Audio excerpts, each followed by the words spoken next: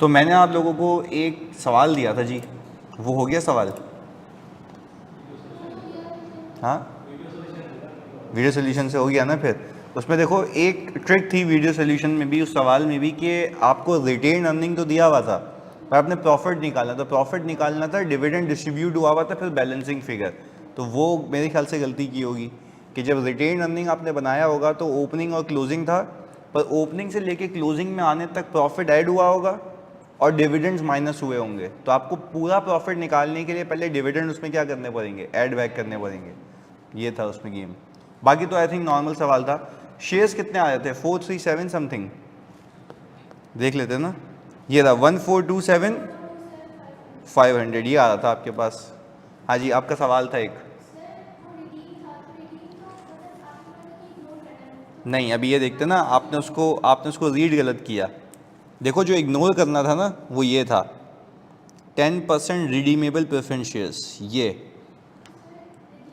Redeem का मतलब वापस, वो अंग्रेजी यूज़ की मैंने जानबूझ के। देखो ना, on July 1 ABC limited redeemed, यानी एबीसी ने अपने शेयर रिडीम कर लिए। ये रिडीमेबल प्रेफरेंस शेयर्स नहीं है, शेयर रिडीम कर लिए मतलब वापस ले लिए। यस, ये बाय बैक है, सही है। तो ये तो क्या, कोई मसला नहीं है, बट अब समझ आता है। चलें जी, ओके। अब हम अपने पास हेडिंग डाल लेंगे भाई, कॉन्सेप्ट ऑफ बोनस इशू।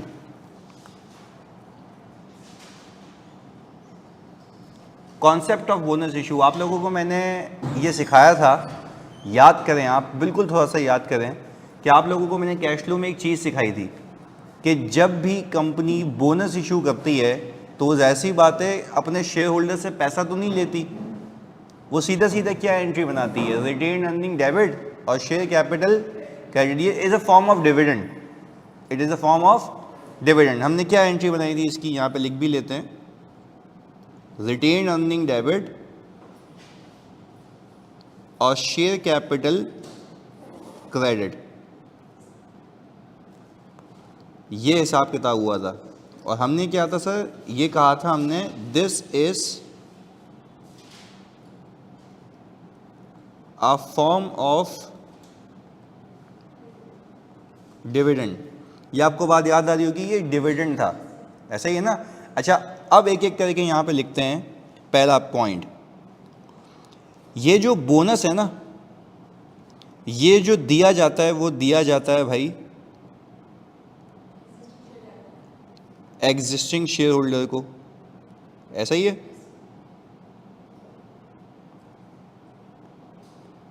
ये मिलता है आज से पहले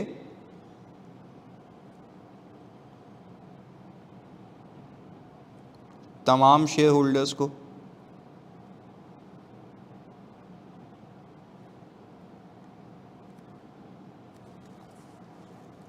तीसरी चीज,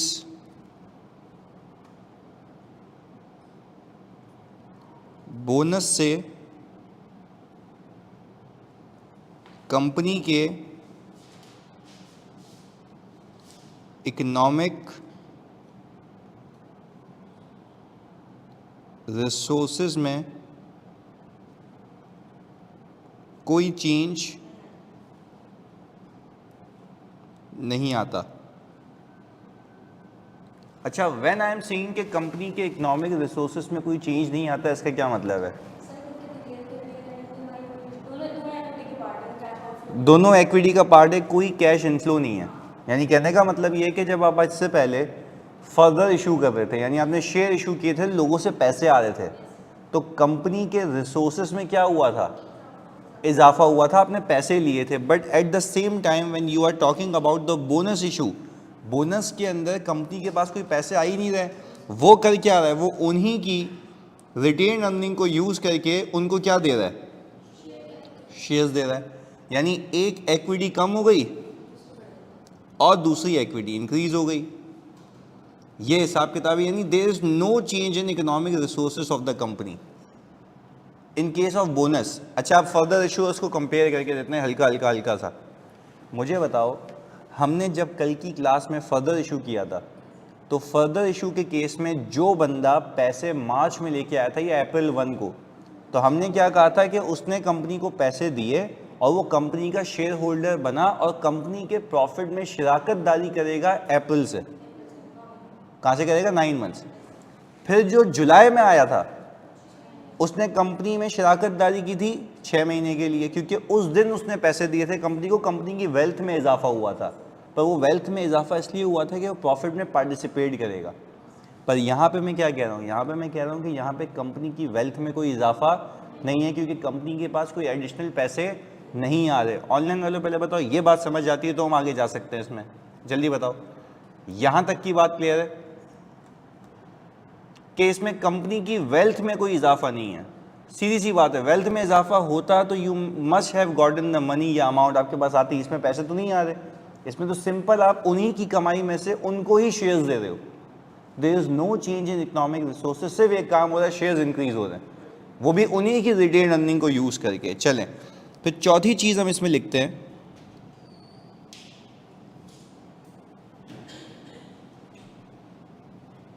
टाइम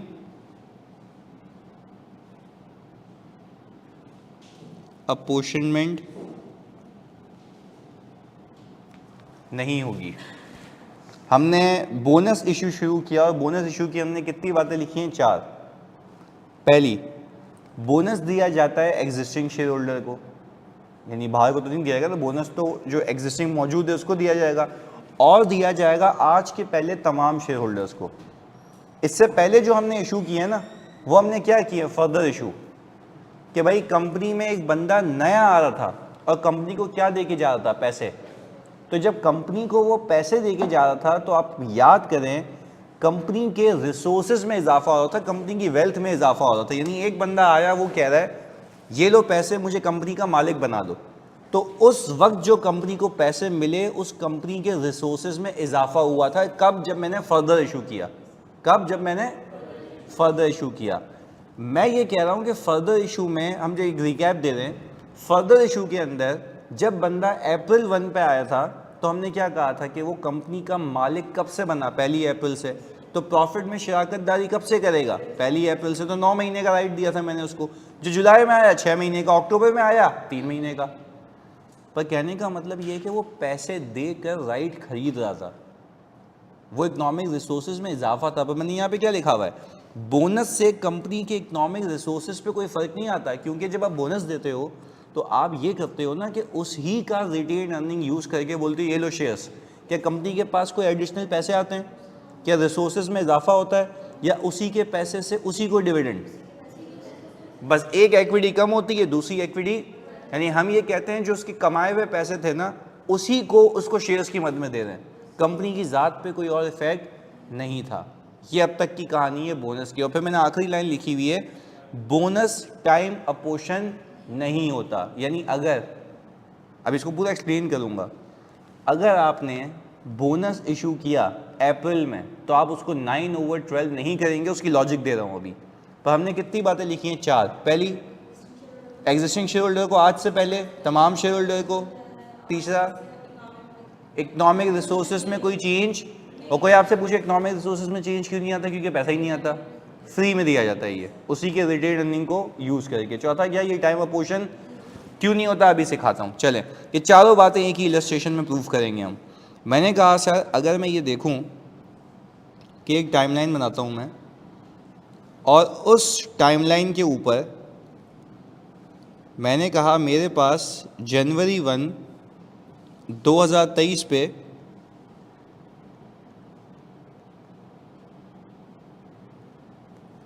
5 लाख शेयर्स थे, सही है। मैं आया इधर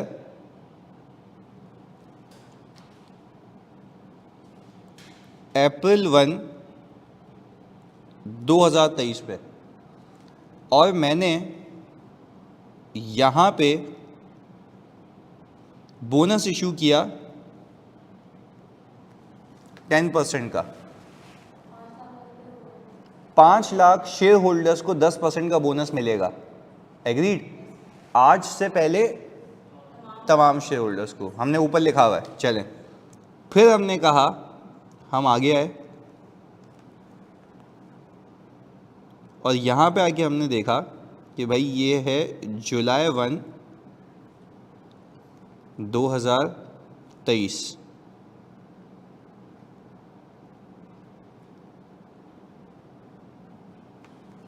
फर्दर इशू हुआ और फर्दर इशू हमने किया कोई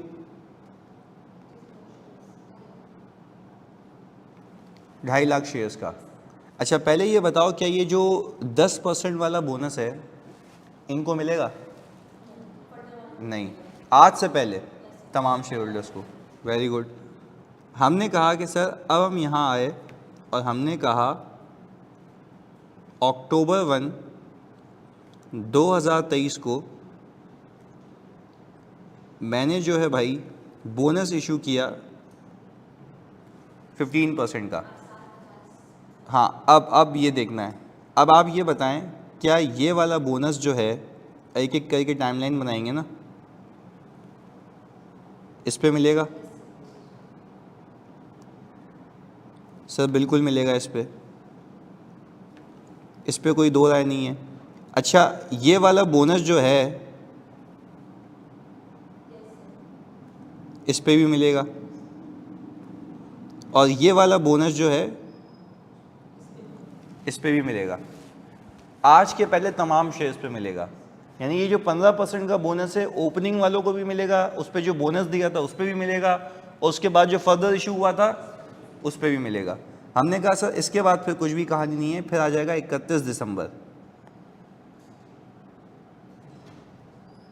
फिर आ जाएगा 31 दिसंबर 2023। ये हिसाब किताब हो गया। चलें ये तो हो गई हमारी बेसिक बात। अब हम इस पूरी सिचुएशन को इलस्ट्रेशन में कन्वर्ट करते हैं। सही है।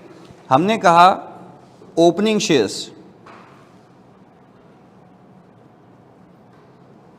कितने हैं हमारे? 5 लाख। ये साल के शुरू से मौजूद हैं। हमने कहा ये आ गया 5 लाख।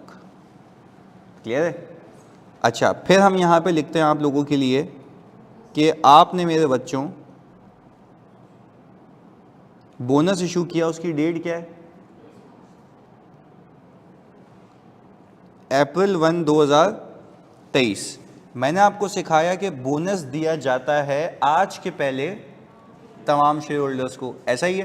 तो इस दिन से पहले जो शेयर्स मौजूद थे मेरे पास वो कितने हैं? 5 लाख।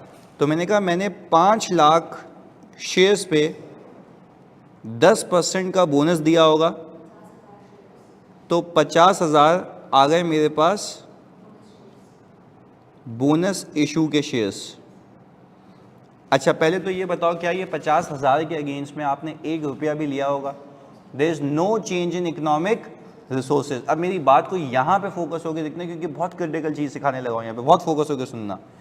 ये जो 50,000 रुपये का बोनस इशू देख रहे हैं ना, इसके अगेंस्ट में आप सब मुझे एक साथ कह रहे हैं कि इसके अगेंस्ट में आपके पास पैसे नहीं आए, क्योंकि इसके इशू होने से आपके इकोनॉमिक रिसोर्सेज में कोई चेंज नहीं आता। आप बोनस में करते क्या है? बेसिकली आप बोलते हैं भाई आपकी रिटेन अर्निंग से आपको पैसे दे दें, तो कंपनी की वेल्थ में कोई इजाफा नहीं है।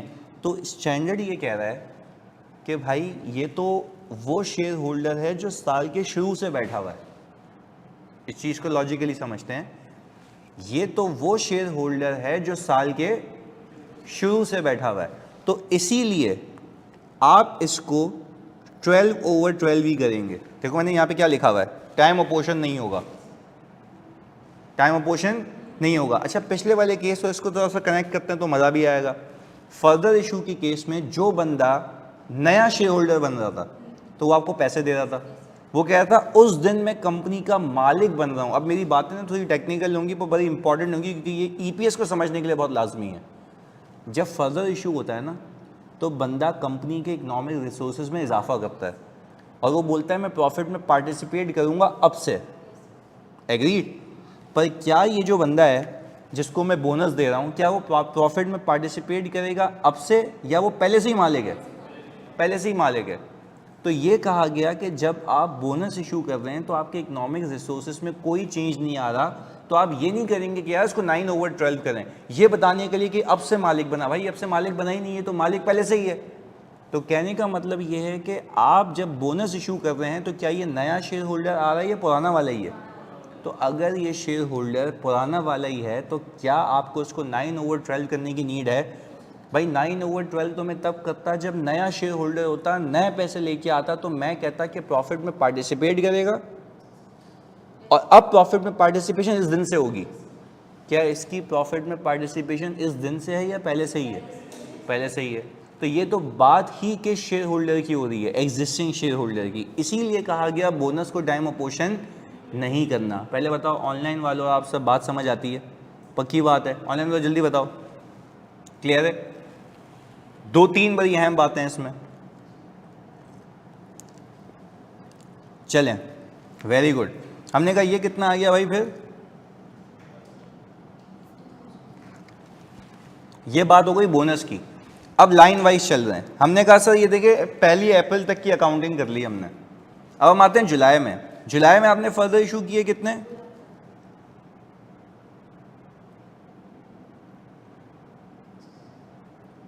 अच्छा, फर्दर इशू का मतलब ये नया शेयर होल्डर है? ओके जी, 2.5 लाख का। अच्छा, क्या जब ये आया होगा तो क्या इसने कंपनी को पैसे दिए होंगे? पक्का? अब ये प्रॉफिट में पार्टिसिपेट करेगा? जुलाई से करेगा। आप इसको पहले से क्यों नहीं कह रहे? अब ये भी आया ना, तो हम कहेंगे अब इसका प्रॉफिट में राइट इसके ऑनवर्ड्स है, पहले से ये मालिक नहीं है। ये लिखा हुआ ना फर्दर इशू। फर्दर इशू का मतलब है न्यू शेयर्स, जो कंपनी का मालिक नहीं है। देखो बोनस किसको मिलता है? जो कंपनी का ऑलरेडी मालिक हो। तो फर्दर इशू किसको करेंगे? जो कंपनी का मालिक नहीं है। तो वो अभी बताएंगे ना आगे, वो अलग है। देखो राइट इशू जो होता है ना, वो पैसों पे होता है, ये भी पैसों पे। तो जब राइट इशू होगा ना, तो उसमें मैं बताऊंगा कि भाई जब कंपनी में पैसा लगेगा तो हम बोलेंगे अब फर्दर शराकतदारी है। बोनस के केस में तो शेयर्स फ्री थे ना, उसने कंपनी की ज़ात पे कोई इफेक्ट लाए नहीं थे, तो हम बोलेंगे एज गुड एज शुरू से ही बैठे हुए। इसलिए इसके बाद जब राइट सिखाऊंगा ना, तो बाइफरकेट करूंगा कि राइट के अंदर कैसे आपने अलग करना है। सही है? चलें जी, हमने कहा कि भाई इसके बाद आपने कहा कि ये हो गया 6/12, कितना आता है? 1/25। ओके जी, अब हम आ गए अक्टूबर में। अच्छा, अब यहां पे आप लोगों ने मुझे बताना है अक्टूबर के अंदर क्या 15% का बोनस है? चलें हम इसको थोड़ा सा ऊपर उठा के ले जाएं।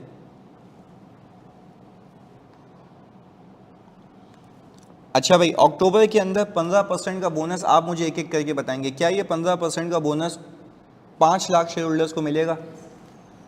ठीक है, देखो बोनस मिलता है आज के पहले तमाम शेयर होल्डर्स को, एग्रीड? तो ये 15% का बोनस है, जब मैंने डिक्लेयर किया होगा तो ओपनिंग शेयर होल्डर्स बोलेंगे भाई हमें दो, हाँ या नहीं? चलिए जी, तो हमने कहा कि भाई अब हम यहाँ पे ऑन ओपनिंग लिख रहे हैं।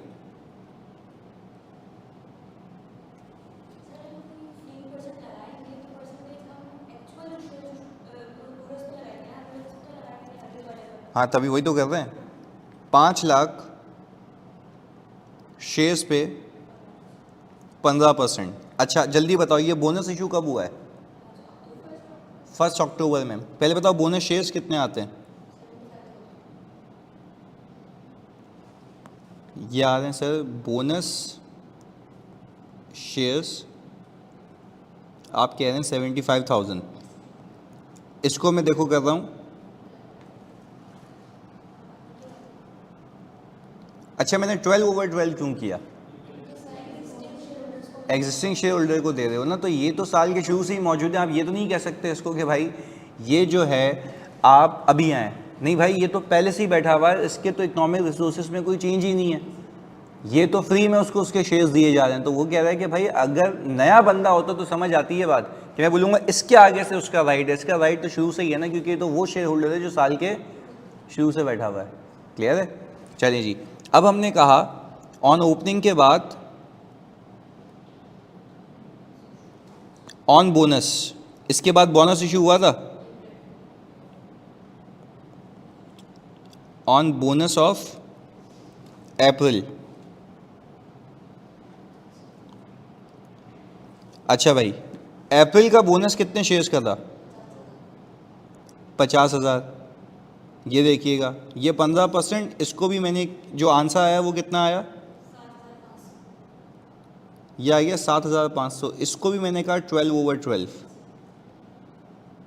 अच्छा, रीज़न है 12/12 इसलिए क्योंकि ये बोनस भी तो एग्जिस्टिंग शेयर होल्डर को ही मिला था ना, तो उस बोनस पे अगर बोनस मिला तो वो भी एग्जिस्टिंग शेयर होल्डर को, तो आपने इसमें टाइम अपोर्शन करना ही नहीं था। वो सिंपल एक बात कर रहा है, नया शेयर होल्डर है, देखो इसके आगे से राइट है, पुराना शेयर होल्डर है, उसका मतलब ये है कि उसने तो इकोनॉमिक रिसोर्सेज में कोई चेंज ही नहीं आया। आप कह रहे हो ना कि प्रॉफिट में पार्टिसिपेशन है, इस बंदे की प्रॉफिट में पार्टिसिपेशन कब से है? पहले से ही है। तो आप ये तो नहीं कहोगे ना इस दिन के आगे से इसका राइट है, मैं तो कहूँगा शुरू से इसका राइट है। तो हम क्या कह रहे हैं कि बोनस को टाइम अपोर्शन नहीं कर रहे। आओ आगे, क्या ऑन फर्दर इशू मिलेगा?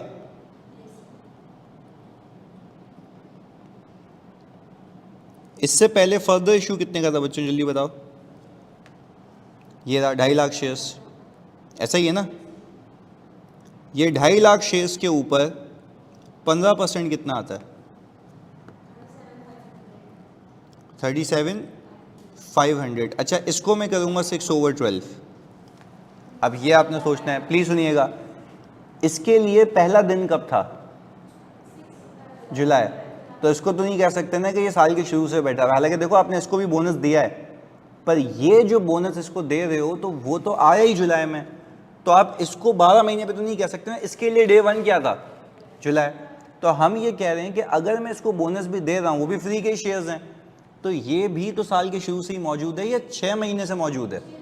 6 महीने से मौजूद है। तो इसलिए मैंने इसका फैक्टर कितना लगा? 6/12। देखो वापस से हमने एक फिनोमेना बनाया, हमने पहले कुछ बातें लिखी, हमने कहा कि भाई बोनस दिया जाता है एग्जिस्टिंग शेयर होल्डर को, आज से पहले तमाम शेयर होल्डर्स को, इससे इकोनॉमिक रिसोर्सेज में कोई चेंज नहीं आता। अच्छा, इकोनॉमिक रिसोर्सेज में चेंज ना आने का मतलब ये है कि आपको कोई पैसे नहीं मिलते।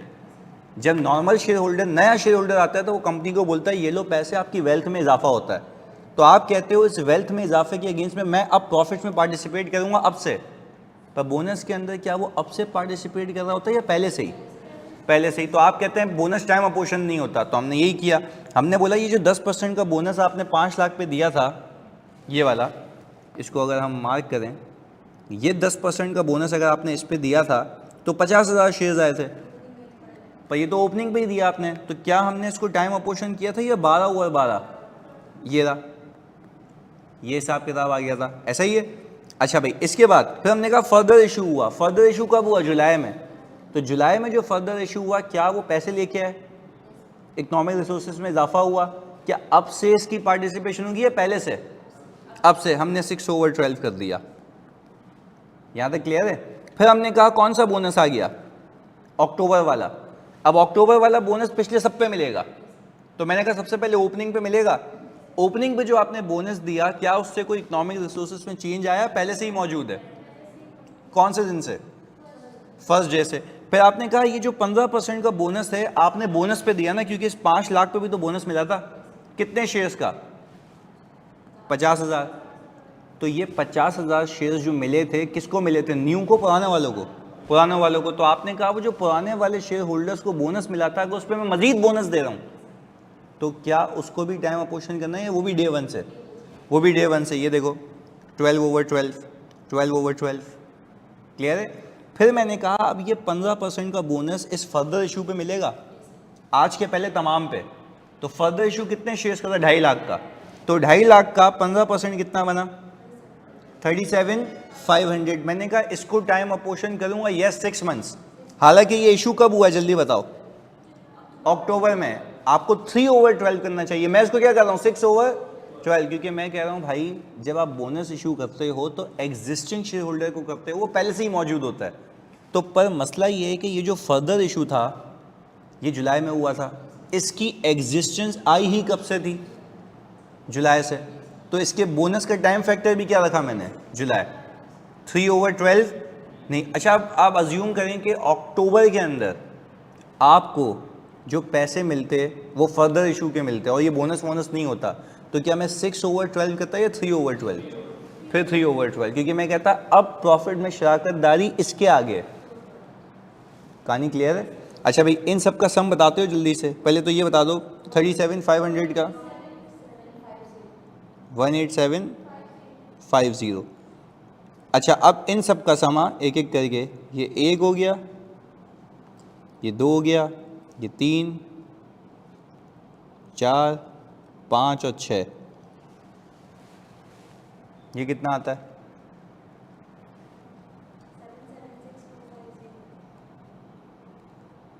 776,450,250। अच्छा ये जो शेयर्स आपने निकाले हैं ना, ये है weighted average number of shares. अब फिनोमेना वापस क्लियर करते हैं और फिर आगे चलेंगे हम। सही जी, लंबी हुई ना इस वर्किंग में, इसको मैं 2 लाइनों में लेके आता हूँ, अभी मैंने आपसे प्रॉमिस किया था, तो पहले ये समझना लाजमी है, अदरवाइज़ फिर उसमें मज़ा नहीं आएगा ना, अहमियत नहीं पता लगेगी। सुने, हमने कहा हमने बोनस इशू शुरू किया था, जल्दी से बताओ, मैंने कैश फ्लो में बड़ा क्लैरिटी से सिखाया था बोनस में क्या होता है। Retained earning debit share capital form of dividend, but not in the form of cash, but in the form of shares. इससे कंपनी की ज़ात पे कोई इफेक्ट नहीं पड़ता, कंपनी की इक्विटी कम हो जाती है, कमाए हुए पैसे और लगाए हुए पैसे बढ़ जाते हैं, कोई इकोनॉमिक रिसोर्सेज में चेंज नहीं आता। इकोनॉमिक रिसोर्सेज में खुद सोचो चेंज कब आएगा, जब पैसा आएगा, कि यहाँ पे पैसा आया है या आपने सिर्फ डिविडेंड दिया है, वो भी इन द फॉर्म ऑफ शेयर्स। ये बात हमने सीख ली, एग्रीड। आगे सुनो, फिर हमने कहा कि भाई एग्जिस्टिंग शेयर होल्डर को मिलेगा, क्योंकि बोनस तो मिलता ही मालिक को है ना जो मौजूद है, और आज से पहले तमाम शेयर होल्डर्स को। इससे इकोनॉमिक रिसोर्सेज में कोई चेंज नहीं आता। अभी मैंने प्रूव किया पैसा तो आ ही नहीं रहा, आप तो उसी का पैसा यूज करके उसी को शेयर्स दे रहे हो, तो कंपनी ने एक गुल्लक कम किया, दूसरी शेयर की इक्विटी आपकी बढ़ गई, यहाँ तक बात हो गई। फिर हमने कहा कि भाई इसमें टाइम अपॉर्चनमेंट नहीं होती, फिर उसकी लॉजिक दी।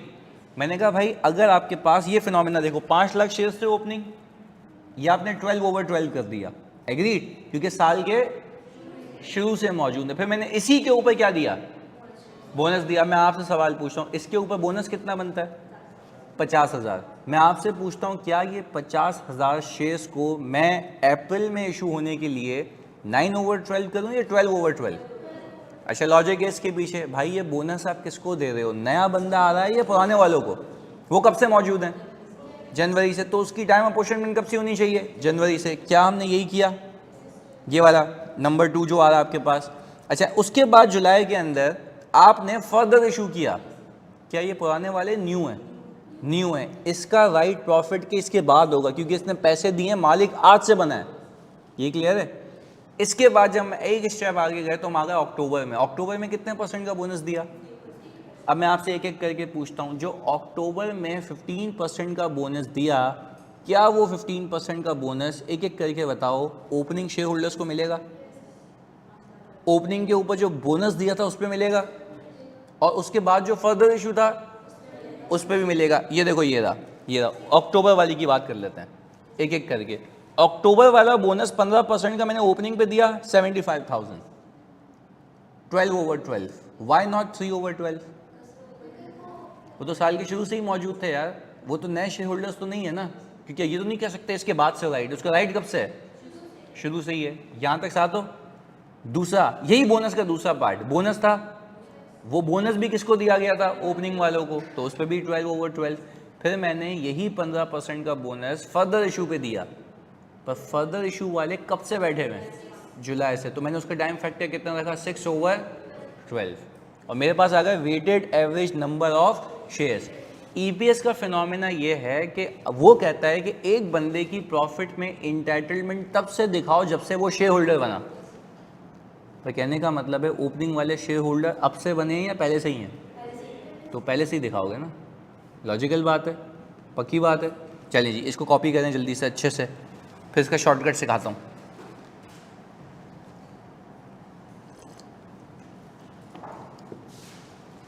हाँ जी ऑनलाइन लो, क्लियर है भाई?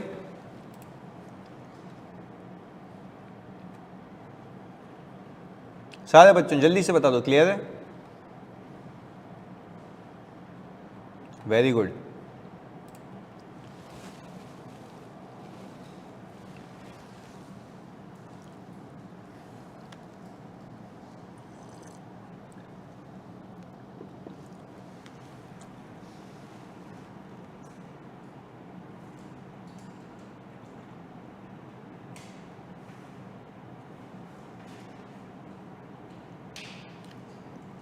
कोई बात नहीं, ऐसी बेहतरीन ट्रिप था जानी।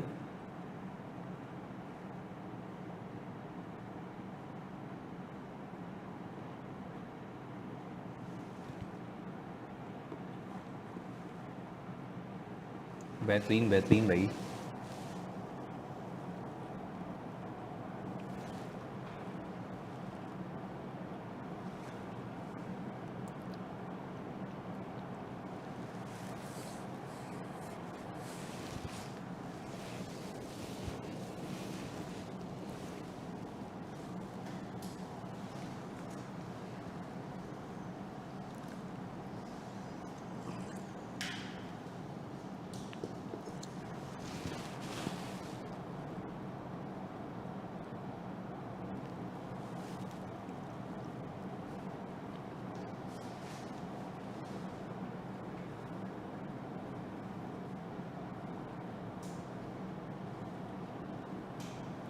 हाँ जी, स्क्रॉल करूँ?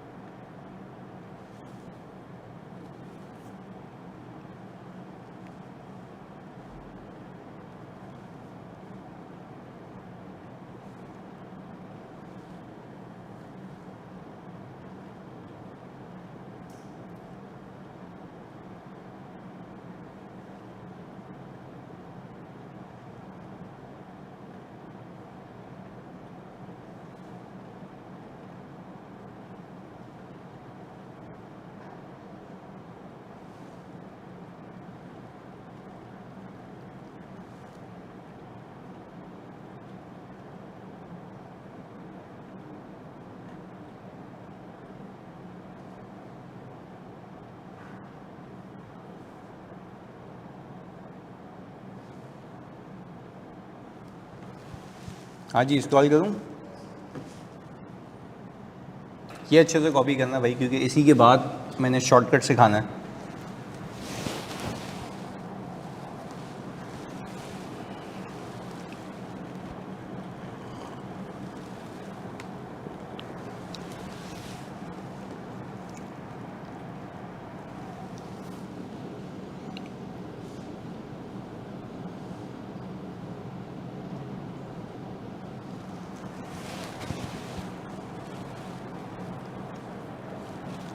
कल वाले होमवर्क में रिटेन अर्निंग वाली गलती किसने की थी?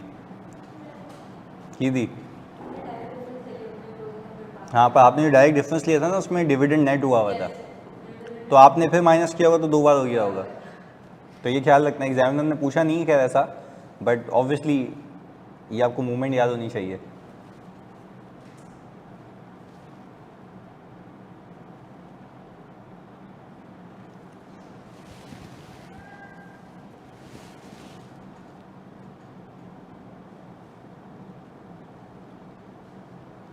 हाँ जी, डन हो गया।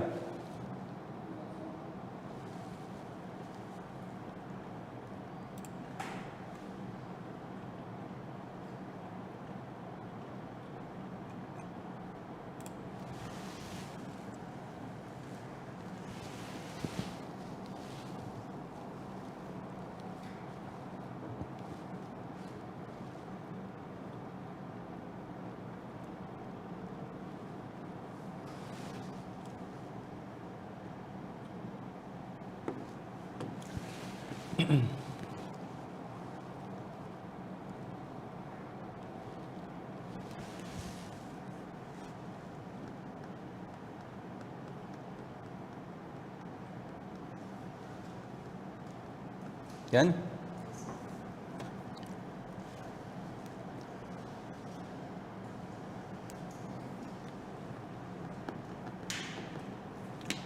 हाँ जी, हसीब, तैमूर, सारे बच्चों क्लियर है? नहीं, नरेशन लिखने की नीड नहीं है हसीब। अच्छा ये बताओ, आप लोगों के वो पास पेपर हो गए पीपीई के?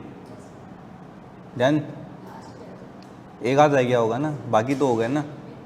बस सही है। ये है, पास पेपर हो जाने चाहिए सारे, क्योंकि उसके बाद जो मैंने क्वेश्चंस देने वो थोड़े से उसके 1-2 लेवल ऊपर होंगे। अच्छा मेरी बुक भी आ चुकी है, तो अगर आपको वो लेनी हो तो वो बताइए, तो पीडीएफ में भी है, तो उसमें भी 3-4 गुना मुश्किल सवाल आते हैं, तो आप देखेंगे उसकी वीडियो सोल्यूशंस भी प्रोवाइड कर सकता हूँ मैं, अगर आप वहाँ तक पहुँचें। सही है ना? अगर पास पेपर तक ही रहेंगे तो फिर ऐसी बात है, मुश्किल हो जाता है पेपर। आपको पता है सबसे गंदा रिजल्ट FAR बन गया है, और वो भी इसलिए होता है कि एक तो बच्चा PRC से आता है, वो बहुत लाइट ले रहा होता है पेपर को, तो ये लाइट नहीं है, मतलब आपकी बेसिक कॉन्सेप्ट्स की टेस्टिंग है, और वो पता नहीं किस लेवल पे जाके करता, तो वो फंस जाते हो आप। तो खैर आपने प्रैक्टिस जारी रखनी है। आप मुझे बताएं कि अगर उसमें बुक के जो भी मुश्किल सवाल आते हैं आपको नहीं हो रहे, उसके वीडियो सोल्यूशन दे दूंगा मैं। सही है, चलें। ये तो हो गया सर लंबी कहानी, हमने बहुत लंबी की इसमें EPS निकालने के लिए, शेयर्स निकालने के लिए। आओ एक शॉर्टकट सिखाता हूँ। तो शॉर्टकट की अहमियत तब समझ आती है जब ये लॉजिक समझ आ जाए। आ जाओ जी। मैंने कहा सर हम एग्ज़ाम में ये करेंगे,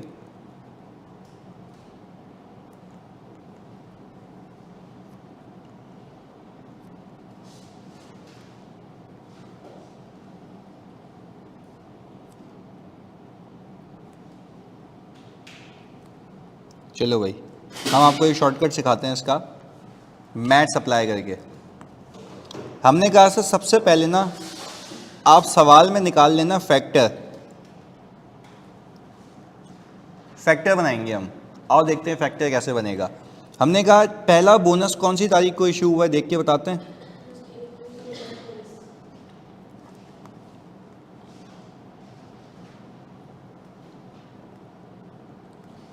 कितने परसेंट है? तो आप सिंपल ये कर लें, ये हो गया 1.10। सही है, 110% हो गया। अभी इसको यूं रखते हैं। फिर मैंने कहा दूसरा बोनस कब है? अक्टूबर 1, 2023, 1 + 15%,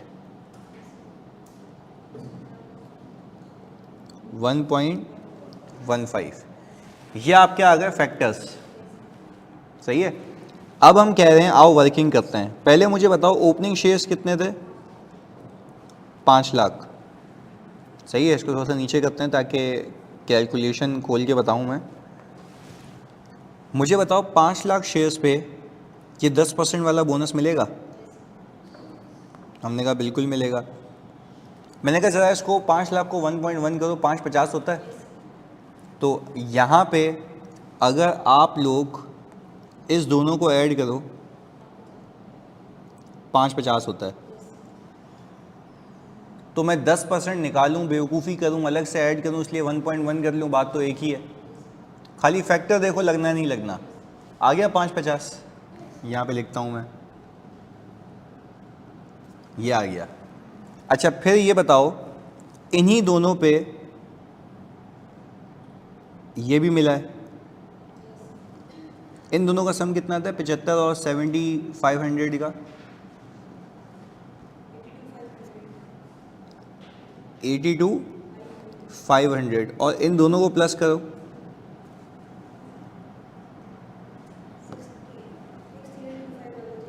632500। ये आ गया भाई 632500। सही है, ये आंसर था। अब आ जाओ इधर शॉर्टकट पे हमारे। मुझे जल्दी से बताओ क्या ये आपने कहा ओपनिंग पे 10% का बोनस मिलेगा, मैंने आपकी बात माननी दे दिया। अब मैं आखिरी बात पूछता हूँ, क्या इस ओपनिंग प्लस, अच्छा ये ओपनिंग प्लस बोनस हो गया ना, क्योंकि 110% हो गया ना, तो क्या इस ओपनिंग प्लस बोनस पे ये 15% का बोनस मिलेगा? और ये जो भी ये साल के शुरू से मौजूद है। तो मैंने कहा इसको मैं करूँगा 12/12, कितना आता है?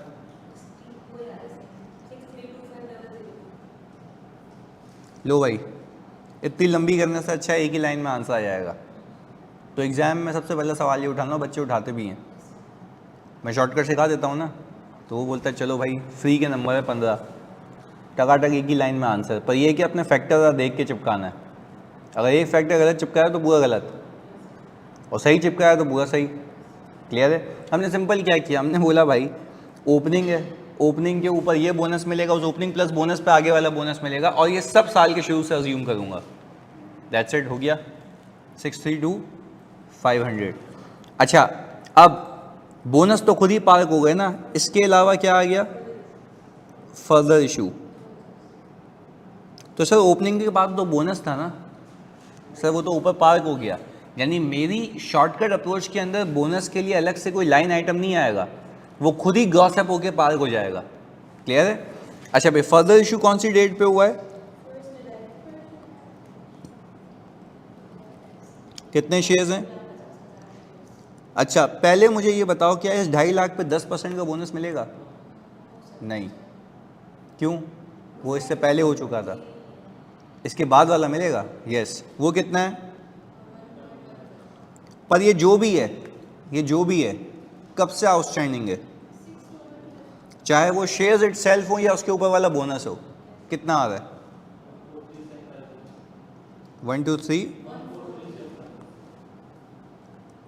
143,750। तो सर ये तो आंसर लगता है कि मैच होगा ही नहीं। देख लेते हैं, इस वाले को और इस वाले को 3 और 6 को ऐड करो,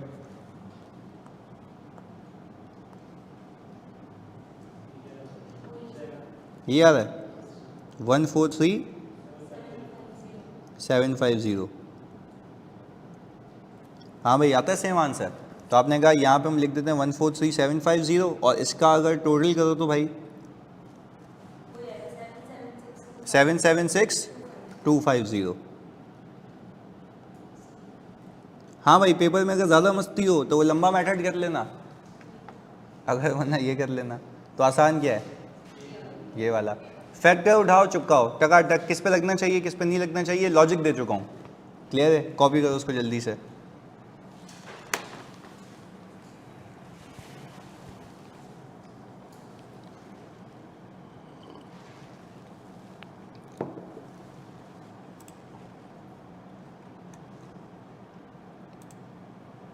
हाँ जी बच्चों, ऑनलाइन वालों क्लियर है ये?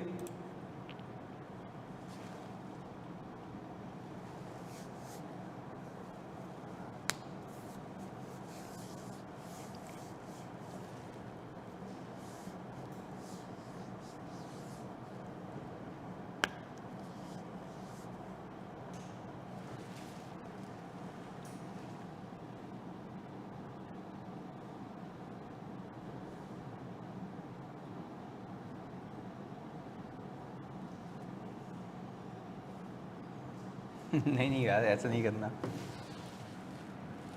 बोल रहे थे हेडिंग में भाई इनके लिख के आएंगे। अच्छा, बच्चों का ये सवाल आता है, जब वो आगे करोगे ना पास पेपर, तो जाहिर सी बात है पास पेपर में लंबी हुई भी होगी, ये वाला मैथड होगा पास पेपर में। तो वह बच्चा बोलता है कि सर मार्क्स मिलेंगे। भाई क्यों नहीं मिलेंगे यार? मतलब आप एक टेक्निक अप्लाई कर रहे हो ना, आंसर दोनों में क्या आ रहा है? सेम आ रहा है। तो भाई इसमें कोई मसले वाली बात तो नहीं है, आप एफिशिएंटली कर रहे हो उसको।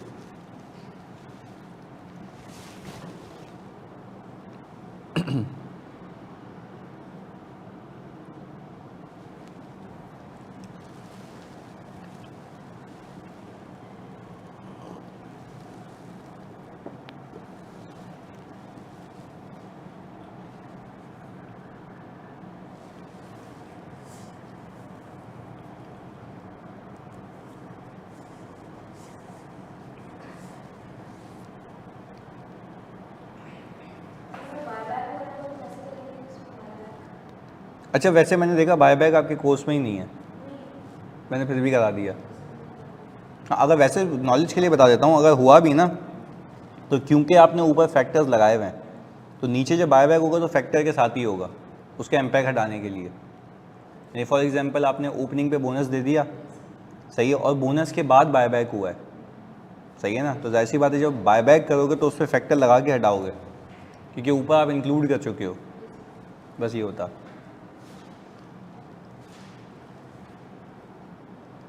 हो गया कॉपी?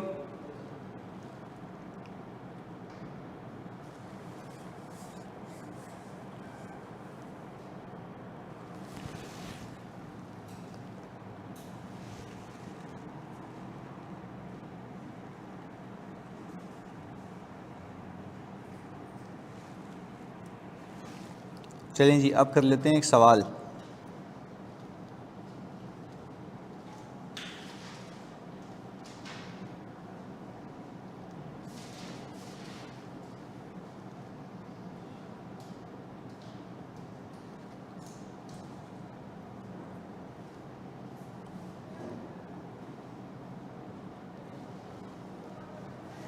विजिबल है? मैं कर देता हूँ हसीब। ओके जी, तो ईपीएस निकालनी है आपने कंसिडरिंग दिस इंफॉर्मेशन।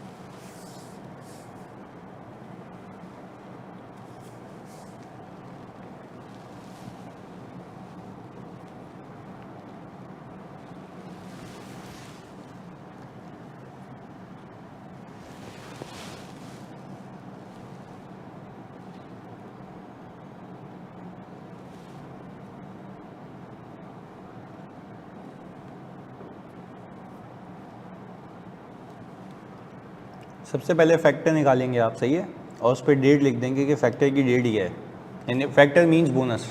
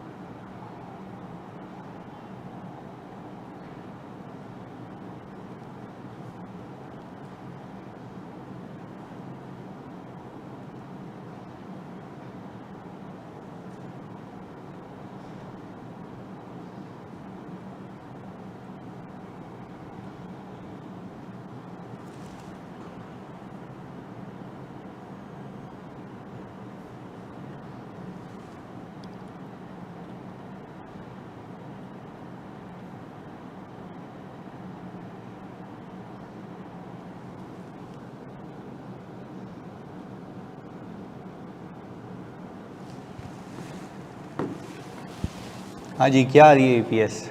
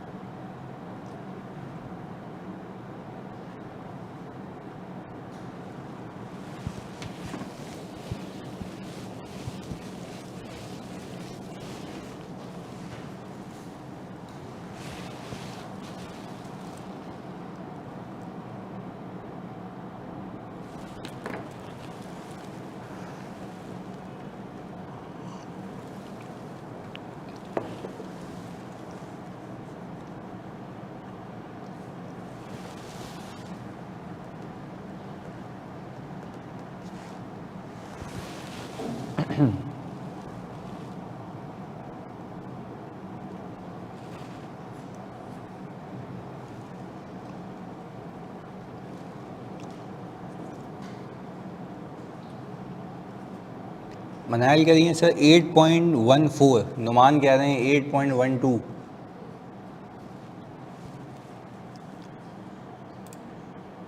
हाँ जी, अब्दुल रहमान, अहमद, दिया, हसीब, काजी, बागी सबका क्या आ रहा आंसर? तैमूर,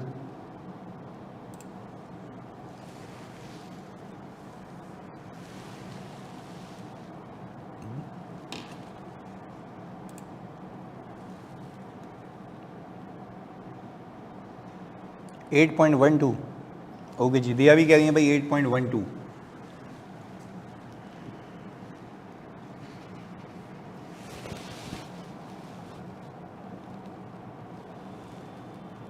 काजी कह रहे हैं 8.14, यानी दो 8.14 वाले हैं, एक ही कंपनी की ईपीएस अलग अलग निकाल रहे हो तुम लोग।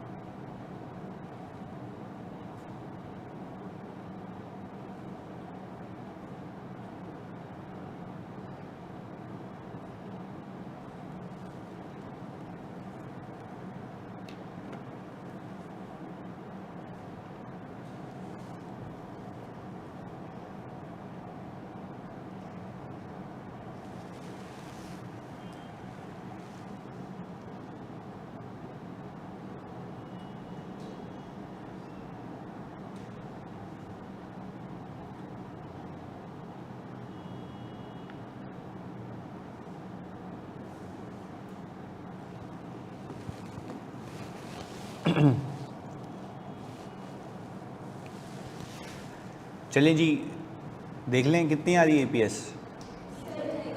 7।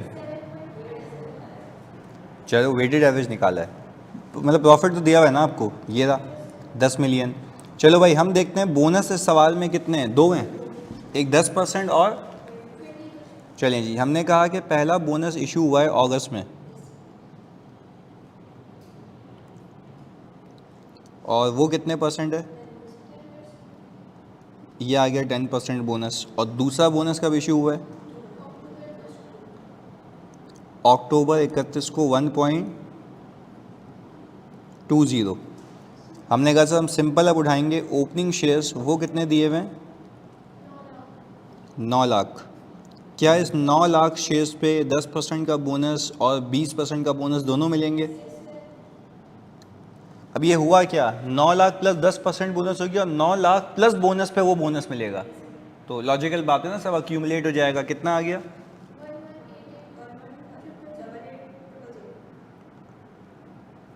ये आ गया हिसाब किताब आपका ओपनिंग का। अच्छा भाई, हमने कहा ये हमने पार कर लिया, सही जी, ये डन हो गया।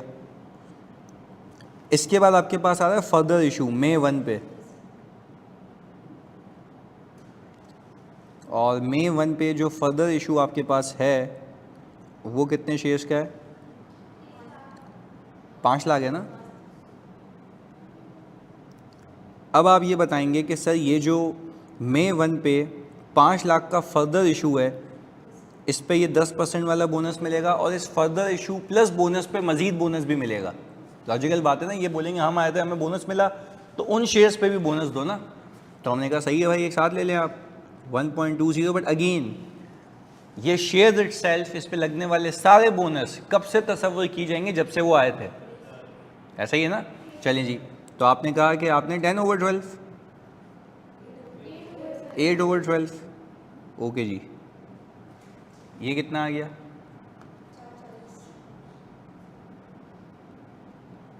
440। चलें गुड। हमने कहा भाई सर ये भी डन है, बोनस भी पार हो चुका है, अलग से लाइन आइटम नहीं आएगा। फिर हमने कहा सितंबर 30। अच्छा भाई, सितंबर 30 पे आपने कहा मैंने 1 लाख शेयर इशू किए हैं, ये भी फर्दर इशू है, इससे इकोनॉमिक रिसोर्सेज में चेंज आता है, बिल्कुल आता है सर, पैसे आते हैं कंपनी के पास। इसके आगे से देखेंगे इसकी हिसाब किताब, इस पे ये वाला बोनस मिलेगा बस। और 3/12 कितना आ गया, 30,000। ये शेयर इट सेल्फ हो या इसके ऊपर आने वाला बोनस हो, तभी से तसव्वुर किया जाएगा। तो हमने कहा कि भाईजान ये भी डन हो गया, और ये तो हर चौरंगी पे बोनस लगाते हुए आए ऊपर, और हर किसी को मिल गया। तो मुझे बताएं कि सर अगर ये आप अलग लंबे मेथड से करते ना तो 2 पेज तो कहीं नहीं गए थे, फिर एक एक करके मैच करते रहते, देना है नहीं देना, देना है नहीं देना, तो वो मर जाते हैं हम लोग। ये इन सब का सम कितना आता है? Very good, 1658,000। तो सर अब हमने कहा अल्लाह का शुक्र है प्रॉफिट एट्रीब्यूटेबल दिया हुआ है उसने, कोई टेंशन वाली बात नहीं है। तो आपने कहा ईपीएस के लिए आपने 10 मिलियन ऊपर रख दिया और नीचे आपने इसको डिवाइड कर दिया 1658,000 से 6.03 पर शेयर।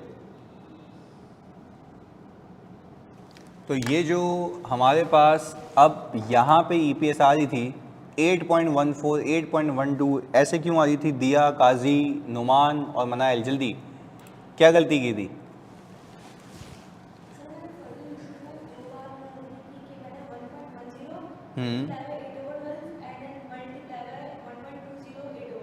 दो बार 8/12 गलत कर दिया ना, यानी आप ये कह रहे हैं कि 2 बार वो, क्योंकि कॉमन हो गया ना, तो 8 8 ज़ा क्या हो गया, वो ऊपर मल्टीप्लाई हो गया। एलसीएम को कॉन्सेप्ट हमने मिस कर दिया ना यहाँ पे, सही है। मे के इशू देखे नहीं, इग्नोर हो गए थे, वाह भाई वाह। भैयान एग्जामिनर हमें इग्नोर कर लेगा। भैयान ये क्लियर है? 3 लाइनों वाला आंसर। बोनस मुश्किल है, इजी है। चलें जी, इसके बाद एक और बला है राइट इशू, वो भी हम हैंडल करेंगे, पर पहले इसमें 2-3 एंसिलरी कॉन्सेप्ट्स हैं वो कवर कर लेते हैं। अपने पास आप हेडिंग डालें concept of restatement due to bonus. Concept of restatement due to bonus. Concept of restatement due to bonus.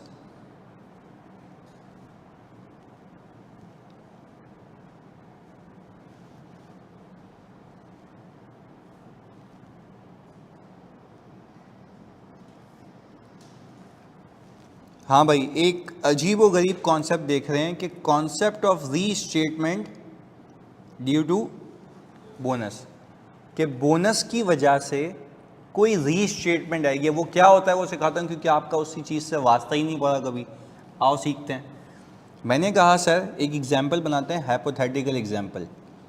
मैंने कहा लास्ट ईयर था 2023, करंट ईयर है 2024। अब ये इसके लिए आपको फिर वो मार्केट नॉलेज होनी चाहिए जो मैं देने लगा हूँ अभी ना, फोकस होके। हमने कहा भाई यहाँ पे प्रॉफिट एट्रीब्यूटेबल जो है ना वो हमने रखा 2 मिलियन, यहाँ पे भी रख दिया हमने 2 मिलियन। हमने यहाँ पे शेयर्स रखे। अच्छा, ये शेयर्स वेटेड एवरेज होंगे। यहाँ ये शेयर्स क्या होंगे, लिख भी देते हैं ताकि फिर कंफ्यूजन नहीं रहे ना।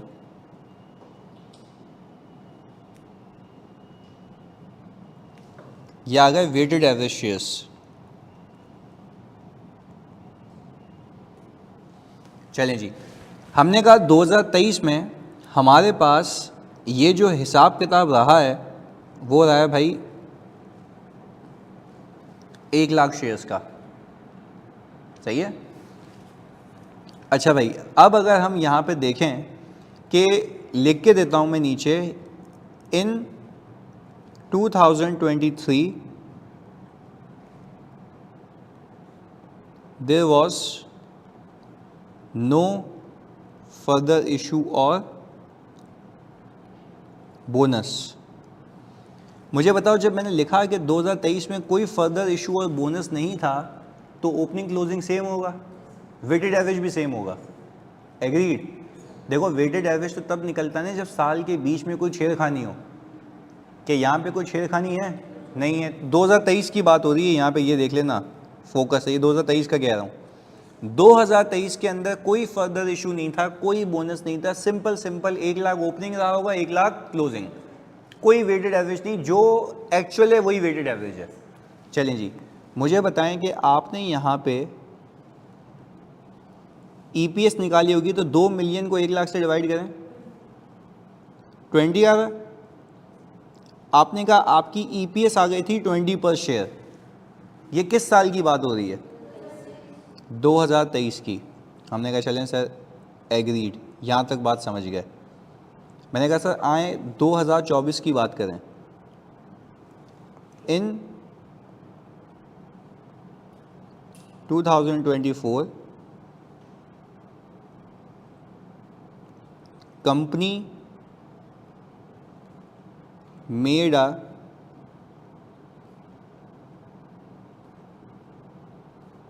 bonus issue of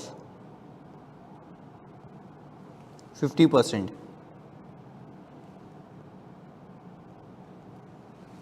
कंपनी ने बोनस इशू किया कितने परसेंट का? 50% का, यानी कंपनी ने 50% शेयर इशू किए हैं। अच्छा, अब मुझे बताओ कि जब मैं 2024 में हूँगा तो ओपनिंग मेरा कितना रहा होगा? 1 लाख इंटू, मैंने ये किया होगा। अच्छा, मैंने 12/12 क्यों किया? अगर मैं ये कहूँ कि बोनस यू 50% ऑन जुलाई 1, 2024, बस यही है। तो आपने 6 महीने क्यों नहीं किया? साल के शुरू से ही मौजूद है सर। Very good. तो ये कितना आ गया? 1.50। तो आप सब इस बात को मान रहे हैं कि ये जो 1.50 है ये वेटेड एवरेज है। एग्रीड है ना? यही है ना? चलें, मैंने यहाँ पे रख दिया होगा 1,50,000। सही है, ये रख दिया हमने 1,50,000।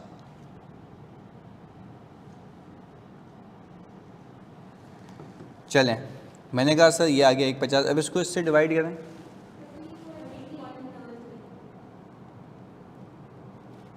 ये आ रहा है पर शेयर। अच्छा, अब मुझे बताएं, अगर एक शेयर होल्डर देख रहा है ये पिक्चर, सिंपल EPS, तो उसको लगेगा कंपनी ने एक वर्स परफॉर्मेंस दी है। ऐसा ही है? अच्छा, अब कहने का मतलब ये है, समझाने का मतलब ये है कि ये EPS का स्टैंडर्ड ये कहता है कि भाईजान बोनस की वजह से, मैं फिर यहाँ पे लिखता भी हूँ, बोनस की वजह से हमने आपको 2-3 चीज़ें सीखी हैं। बोनस की वजह से कंपनी के इकोनॉमिक रिसोर्सेज में चेंज नहीं आता। ऐसा ही है ना? कोई पैसे तो नहीं आते। एंड बिला वजह शेयर्स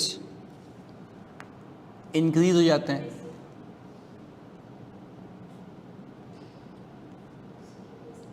जिस वजह से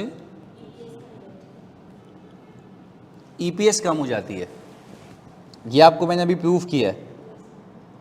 तो शेयर होल्डर को ऐसा लगता है कि भाई कंपनी वर्स परफॉर्मेंस दे रही है, बुरा परफॉर्म कर रही है, जबकि ऐसा नहीं है। आप प्रॉफिट देखो सेम है। ये जो 50,000 शेयर आपने बोनस के नाम पे इशू किए हैं, मैं आपसे सिंपल एक बात पूछ रहा हूँ, ये जो 50,000 शेयर आपने बोनस के नाम पे इशू किए हैं, क्या आपको इसके पैसे मिले? क्या इकोनॉमिक रिसोर्सेज में इजाफा हुआ है? देखो, जेन्युइन पैसे मिलते ना तो EPS गिरती। मैं कहता सही है कि इकोनॉमिक रिसोर्सेज में इजाफा हुआ है और प्रॉफिट में शराकतदारी आई है। मैं कह रहा हूँ भाई यहाँ पे तो number of shares existing share holder को मिले, इकोनॉमिक रिसोर्सेज में कोई इजाफा नहीं है। तो यार ये तो एक डिस्टॉर्टेड पिक्चर है। देखो, आप तसव्वुर करें आप कंपनी चला रहे हैं, आपको कोई आके पैसे दे रहा है, बोल रहा है मुझे कंपनी में हिस्सा चाहिए, तो यार सही है, हिस्सा आया तो लोगों में बढ़ गया ना, तो EPS कम होती है। मेक सेंस कि पर शेयर की अर्निंग अब क्या हो जाएगी? कम हो जाएगी। ये तो एग्जिस्टिंग शेयर होल्डर की वजह से हो रहा है यार। तो इसीलिए स्टैंडर्ड ने कहा, पहले तो यहाँ तक कहानी समझ आ रही है कि अगर पैसे मिल रहे होते ना तो इट मेक सेंस कि यार सही है गिरे EPS, क्योंकि इकोनॉमिक रिसोर्सेज में इजाफा हो रहा है, पैसा तो आ रहा है ना, शराकतदारी ज़्यादा लोगों में हो रही है, ज़्यादा लोगों में होगी तो पर शेयर की अर्निंग क्या हो जाएगी? कम हो जाएगी। पर यहाँ पे पर शेयर की अर्निंग इकोनॉमिक रिसोर्सेज में इजाफे की वजह से है ही नहीं, फ्री के शेयर्स की वजह से, जिससे इकोनॉमिक रिसोर्सेज में कोई इजाफा नहीं है। इसीलिए स्टैंडर्ड ये कह रहा है इसीलिए स्टैंडर्ड ये कह रहा है, standard says restate last year EPS to remove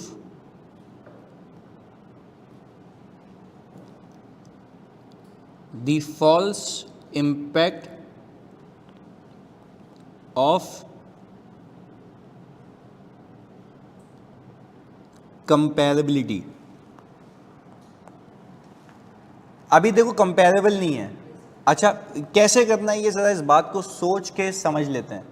वो कहता है आप एक काम करें, आप लास्ट ईयर की EPS को रीस्टेट कर दें, चेंज कर दें, और तसव्वुर करें कि लास्ट ईयर बोनस इशू हुआ था यही वाला, यानी यही वाले बोनस शेयर्स लास्ट ईयर डाल दें, यही वाले बोनस शेयर्स लास्ट ईयर डाल दें। हमने कहा लास्ट ईयर तो ये इशू हुए ही नहीं थे। बोल रहे तसव्वुर करें भाई, आप अगर शेयर होल्डर को सही पिक्चर बताना चाहते हैं ना, तो आप उसको ये बोलें कि अगर यही शेयर्स भी लास्ट ईयर में डाल दूँ, अर्निंग्स तो सेम है ना, तो अगर यही शेयर्स में लास्ट ईयर भी पार्क कर लूँ तो असल पिक्चर क्या होती। क्योंकि भाई अगर इस साल इस बोनस शेयर्स का इम्पैक्ट है जो कि ट्रू पिक्चर नहीं दे रहा, फ्री के शेयर्स हैं, जिसकी वजह से EPS क्या हो गई है, कम हो गई है, तो इसी शेयर्स को लास्ट ईयर भी इनकॉर्पोरेट करके देखो और फिर कंपेयर करो तो तुम्हें एक्चुअल परफॉर्मेंस मिल जाएगी। कौन सी परफॉर्मेंस? Actual performance. तो उसके बोनस की वजह से एक्चुअल परफॉर्मेंस नहीं आती। क्यों नहीं आती? क्योंकि सर कोई इकोनॉमिक रिसोर्सेज का चेंज ही, तो क्या इससे बोनस इशू करने से क्या अर्निंग बढ़ जाती है? ये अपनी जगह रहती है। बिला वजह शेयर्स की वजह से EPS क्या हो जाते हैं, कम हो जाते हैं। तो इसके दो तरीके हैं। आपको एक तो ये पता है ना कि आपके बोनस शेयर्स कितने हैं, 50,000।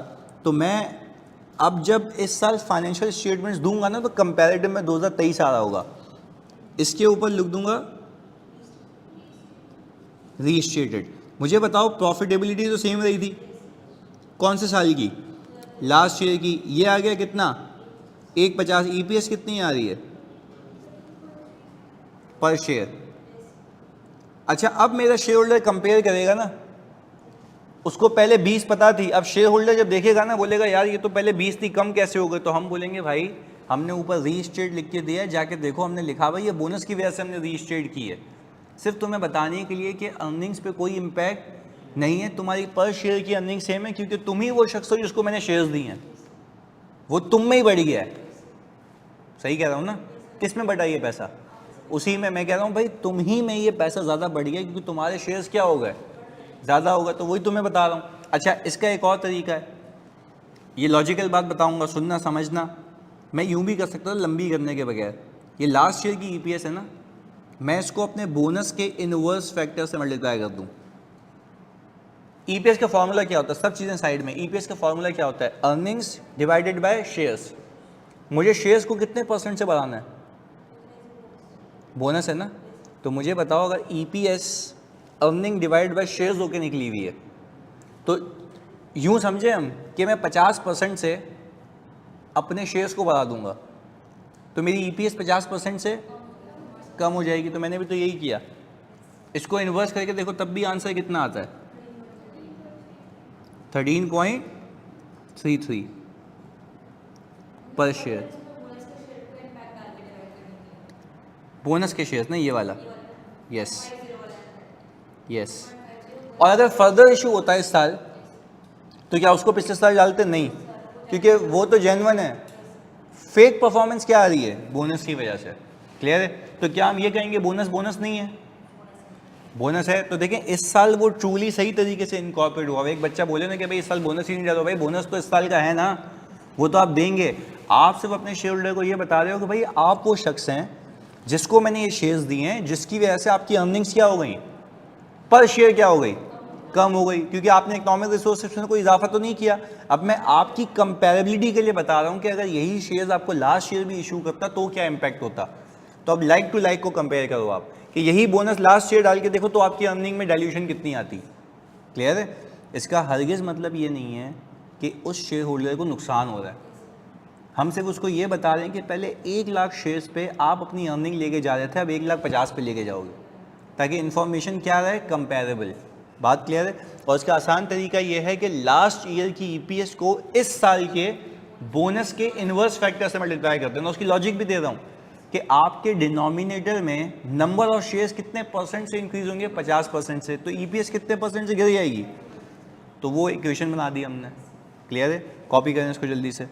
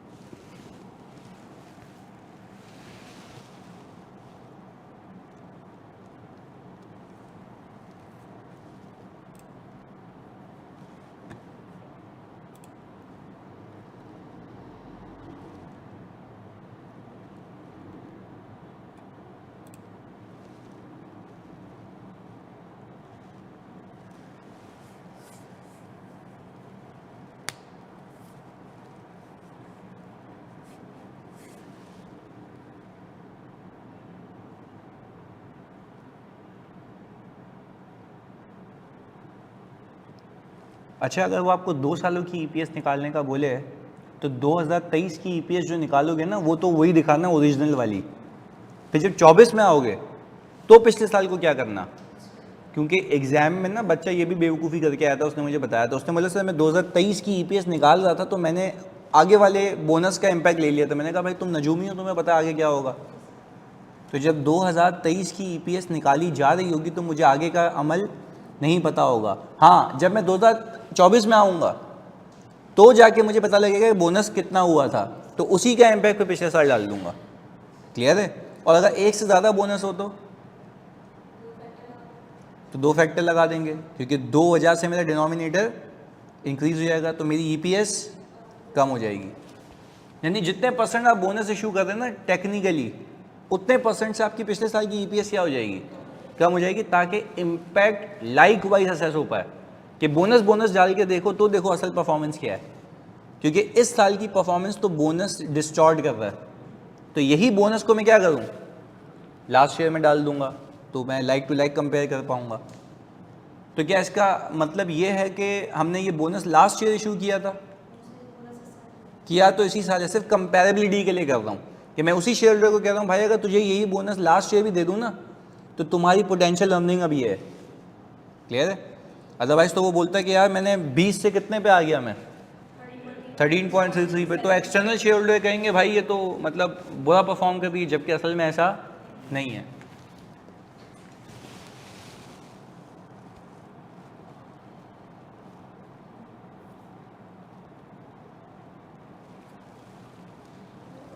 जी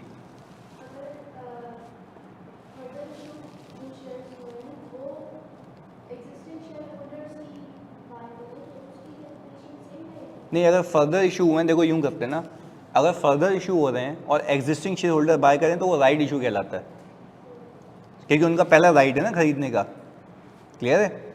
और वो पूरे पैसे दे रहे हैं तो this is as good as further issue, क्योंकि उनकी नई शराकतदारी है, न्यू शराकतदारी है, एज इफ के नया बंदा आया है। तो उसमें तो फिर मैं बोनस का चक्कर ही नहीं है ना, उसमें तो सीधा सीधा क्या आएगा, जुलाई में पैसे दे रहे हैं वो तो जुलाई से ऑनवर्ड्स, क्योंकि उससे कंपनी के इकोनॉमिक रिसोर्सेज में इजाफा हुआ। तो हम क्या कहते हैं, जब से इजाफा हुआ तब से वो नया शेयर होल्डर माना जाएगा। उस केस के लिए मैं ये नहीं कहूँगा कि जीरो से बैठे हुए हैं, मैं कहूँगा जब पैसे दिए तब से। बोनस के लिए क्यों कह रहा हूँ, क्योंकि मैं कह रहा हूँ भाई इससे तो इकोनॉमिक रिसोर्सेज में कोई इजाफा ही नहीं हो रहा, तो this is as good as के एग्जिस्टिंग शेयर होल्डर को उसको शेयर्स दे दिए। पर ये केस कौन सा है, बोनस का।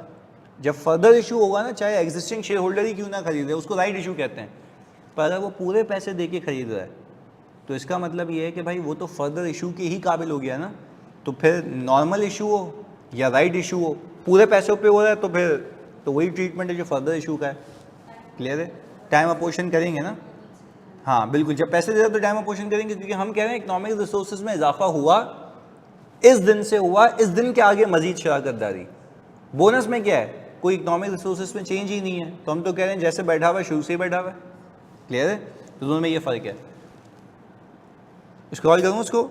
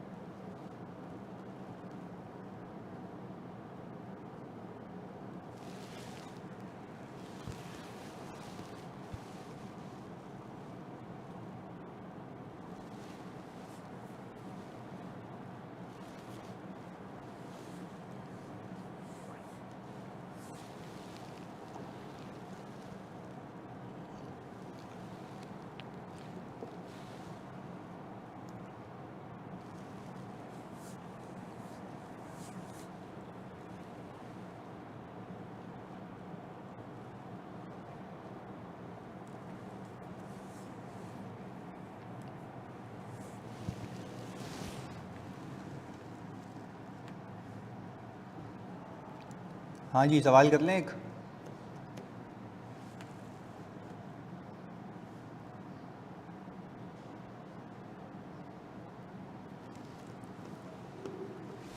हाँ जी, ऑनलाइन बिल्कुल क्लियर है, हो गया कॉपी?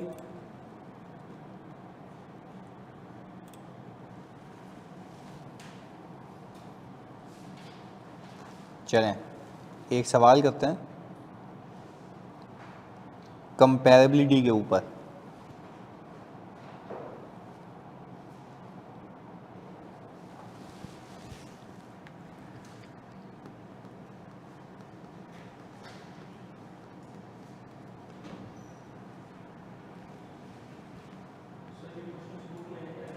बुक में है सारे, बुक में इससे कहीं ज़्यादा हैं प्रैक्टिस के लिए।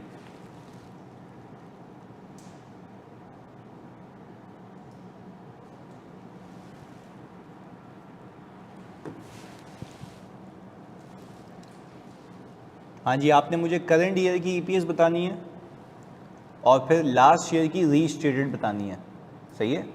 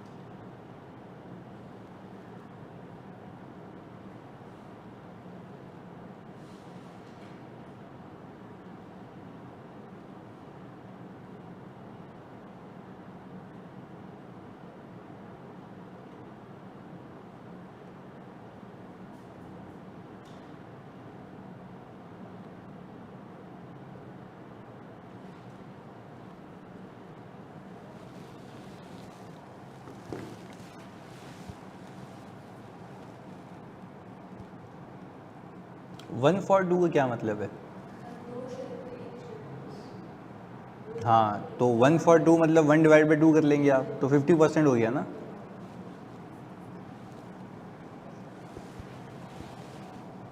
एंड जिसके बाद 2 शेयर होंगे उसको 1 मिलेगा, तो दैट मीन्स कि वो बोनस इशू कर रहा है 50% का, यानी हर 2 के अगेंस्ट में 1 या half, that is called 50%।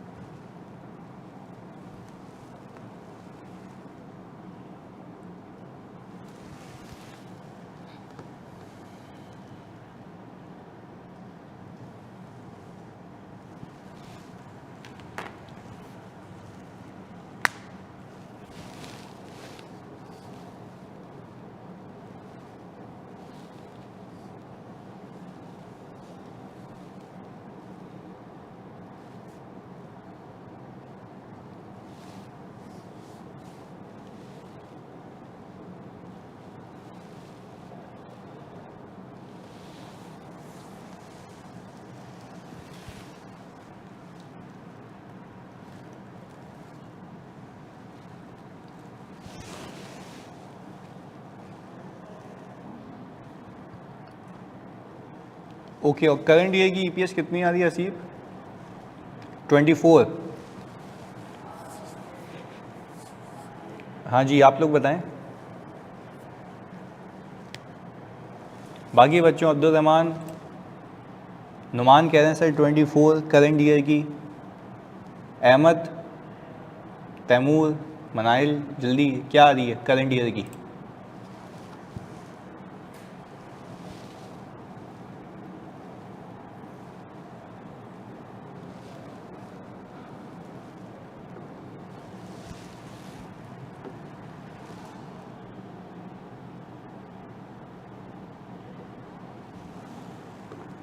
Okay, तो करंट ईयर की बच्चे कह रहे हैं 24 आ रही है।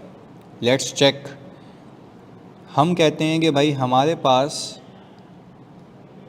जो फैक्टर है वो 1 डिवाइडेड 2 बिकम्स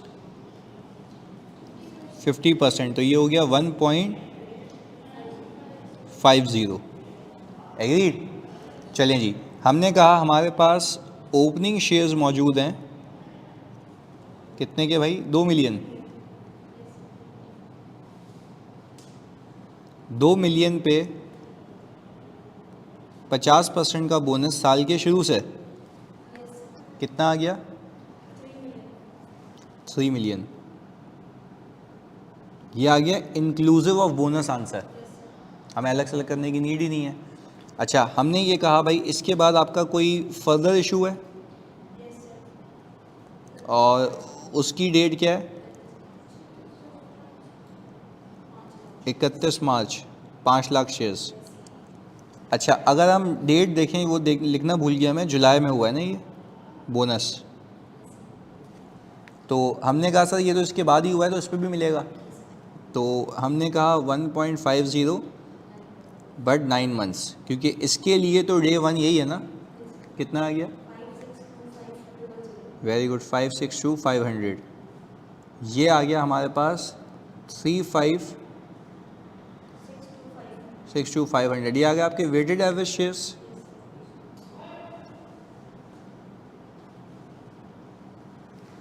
ये हो गया आपके weighted average number of shares. अच्छा भाई, अब हम अगर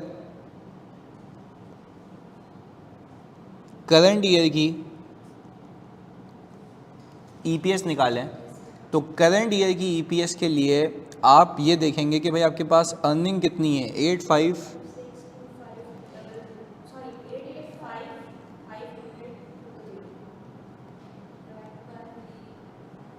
ये आ गया भाई 356,2500, तो आपकी ईपीएस आ गई 24 पर शेयर।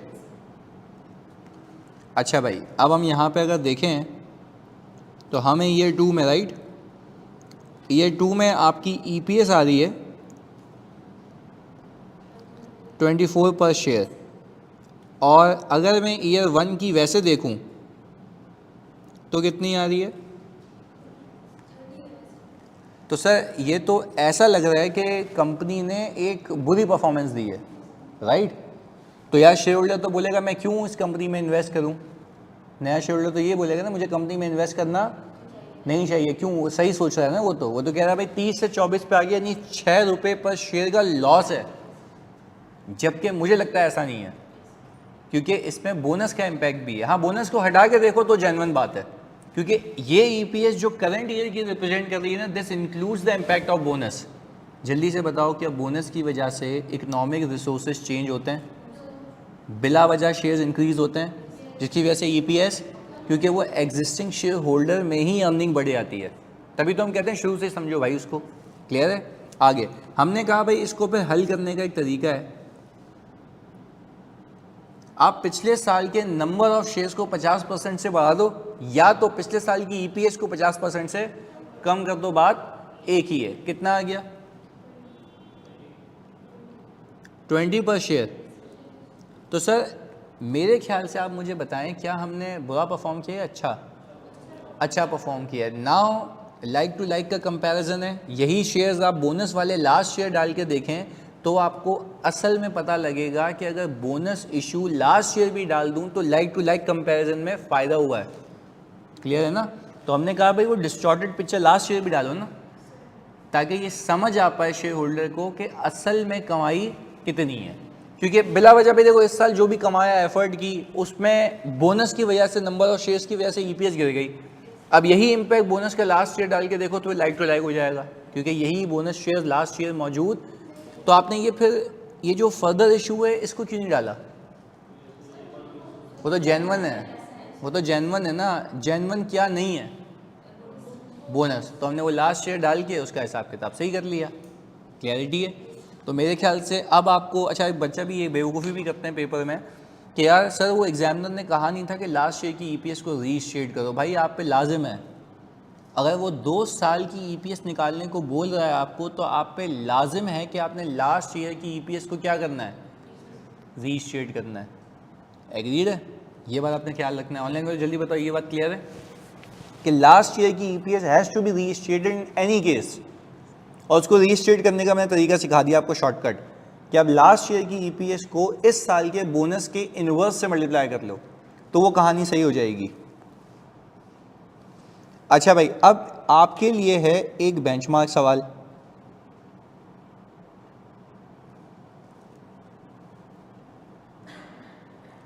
बेंचमार्क इसलिए कह रहा हूं क्योंकि ये अब तक के आपके सारे कॉन्सेप्ट्स को रिवाइज करा देगा।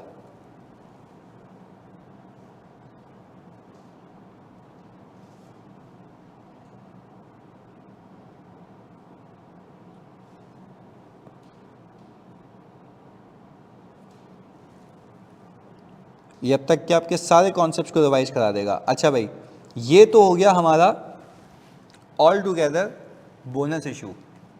तो सो फार हमने क्या क्या सीखा? Further issue, buyback, bonus. क्या बाकी रह गया? रीस्टेटमेंट भी सीख लिया, और अब राइट इशू। हेडिंग डालने अपने पास राइट इशू की पूरा नहीं कराऊंगा, सिर्फ ओवरव्यू दे के क्लास खत्म कर रहा हूँ। सही है? चलें। अच्छा, ये आपका होमवर्क है, मैं लिख के दे रहा हूँ।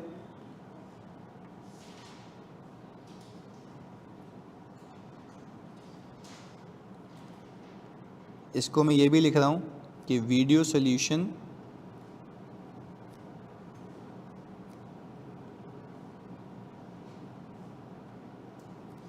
Will be provided. सही है? इसका आपको वीडियो सोल्यूशन भी दे दूंगा मैं। अब आराम से इसको कीजिएगा, पर कीजिएगा खुद पहले और फिर मैच करिएगा उससे। सही है? चलें, हमने कहा सर आगे लेके चलते हैं इसको। आपने अपने पास क्या हेडिंग डाल दी भाई? राइट इशू की।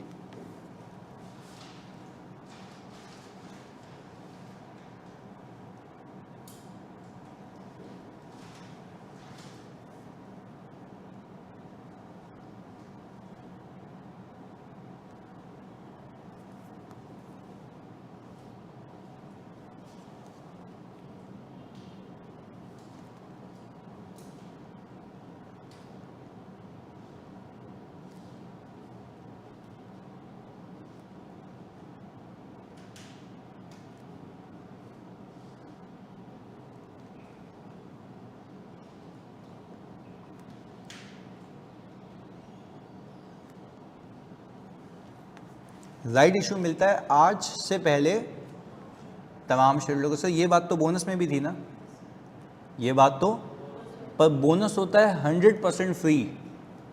तो हम इसलिए कहते हैं कि भाई वो तो शुरू से ही बैठा था, ये शुरू से ही शेयर्स होंगे, शुरू से ही समझो, क्योंकि इकोनॉमिक रिसोर्सेज में कोई चेंज नहीं आया था। जब बंदा आता है, नया बंदा आता है, तो वो इकोनॉमिक रिसोर्सेज में चेंज लाता है। तो मैं कहता हूँ अब इसके आगे से मजीद इंटाइटलमेंट है, इसके आगे से, क्योंकि जहाँ रिसोर्सेज का चेंज आया वहाँ से देखो उसकी फर्दर इंटाइटलमेंट कितनी है। क्लियर है? तो वो अलग अलग हमने डिस्क्रिमिनेशन की उसमें। दूसरा, if issued at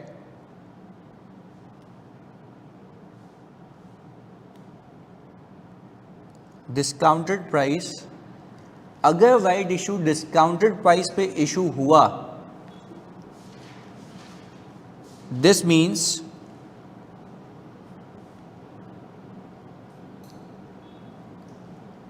that right issue, यहां पे लिखते हैं,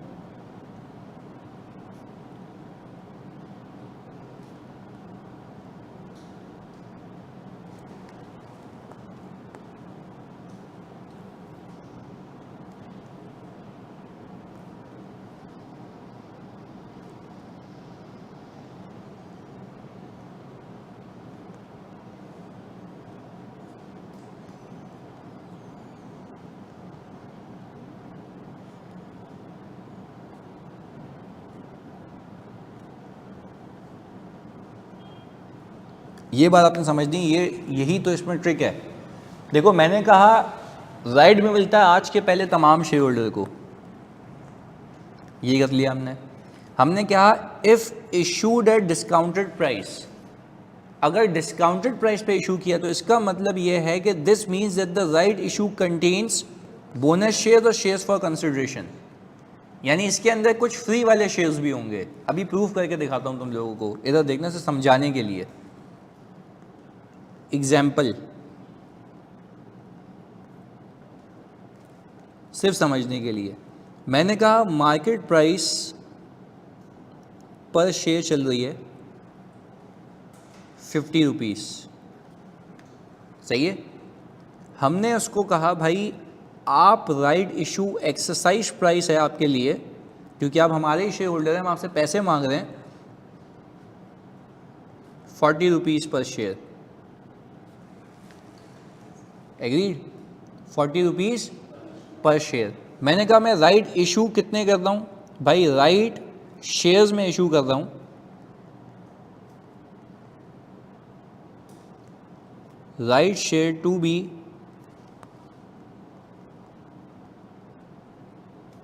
इशूड है। हमने कहा लेट्स से सर 2 लाख। ये क्या है?